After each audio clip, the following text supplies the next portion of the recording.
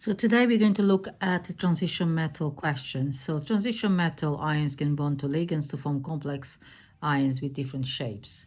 It says explain what is meant by terms ligand, coordination number, and ligand substitution, using suitable examples of complex ions with different shapes limited to monodentate ligands.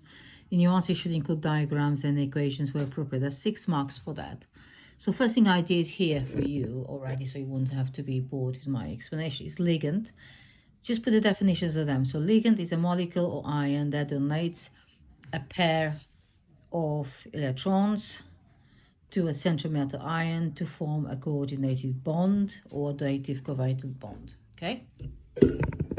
Then I did a coordination number, indicates the number of coordinated bonds attached to the central metal ion. And then ligand substitution reactions, one of which one ligand is in a complex ion is replaced by another ligand. So you start by putting 3 definitions, and then you can work out in examples now, okay? So they want examples of different shapes. So the shapes that you know are octahedral shapes, for example. Octahedral when you got 6 coordinated bonds. You have tetrahedral, where you have 4 coordinated bonds.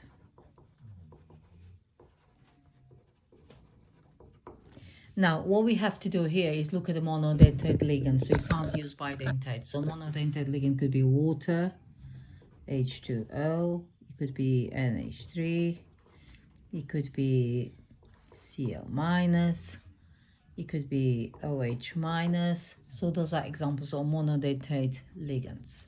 Now we're going to give examples. Use, for example, a complex ion made from copper. So you open your ion, copper, with 6 waters, for example. Okay, and then copper 2 plus there, so we make 2 plus. So that is an example of octahedral, 6 coordinated bonds, and contains monodentate ligands. Okay, the next one we can just say, okay, let's just do they want a ligand substitution here, isn't it? So it says here a complex ion. Okay, so you got to give examples of that. So the ligand, we have water, monodentate ligand. We got complex ion, which got 6 coordinate bonds, which is this one here.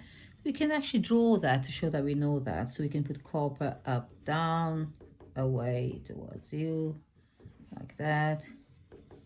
Okay, and then you can put OH2, OH2, OH2, OH2, OH2 with water. Okay, and then you close the complex ion and it gives you 2 plus. So that's the same as that. So you, whatever you done, one option is fine. Okay, so that one is a 6 coordinated bond, so that's an example. That's done, and the shape is octahedral. So we need to now do a tetrahedral shape. So if you have a tetrahedral shape, could be copper with 4 Cls. So you go away and towards you. Doesn't matter which way is it.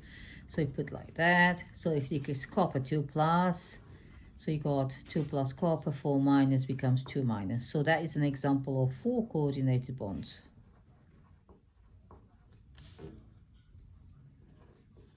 Okay, and the shape is tetrahedral.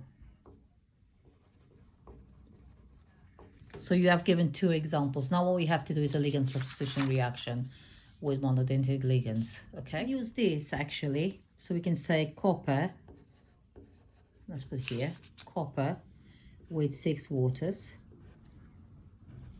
2 plus, is it replaced with 4 Cl minus, and it will give you copper Cl4, and it will be 2 minus plus 6 water. So that's a ligand substitution. So the Cl substituted, Cl minus substituted the water molecules, and water molecules came out at the end. So that's an example of a ligand substitution, where you go from coordinated 6 to coordinated 4.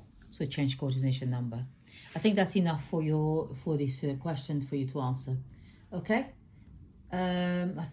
I hope that was helpful. So I hope you enjoyed. So with transition metals is worth, if it's a big question like that, it's worth just putting everything in there. So it's easy to answer. Thank you. Bye.